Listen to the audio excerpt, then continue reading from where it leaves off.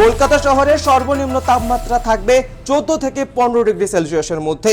আগামী 2-3 দিনে 17 ডিগ্রির কাছাকাছি 16-17 এর মাঝামাঝি থাকার সম্ভাবনা রয়েছে। 24 বা 25 তারিখ নাগাদ সামান্য একটু কমে 15 থেকে 16 ডিগ্রির মাঝামাঝি হওয়ার সম্ভাবনা। বদলাচ্ছে আবহাওয়া। আগামী 4 দিন দেশের একাধিক রাজ্যে সতর্কবার্তা জারি করেছে মৌসুম ভবন।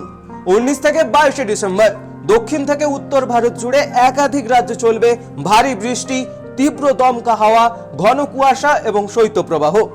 একাধিক সক্রিয় পশ্চিমী ঝঞ্ঝার প্রভাবে উত্তর ও উত্তর পশ্চিম ভারতের রাজ্যগুলিতে অনুভূত হতে পারে হাড় কাঁপানো ঠান্ডা।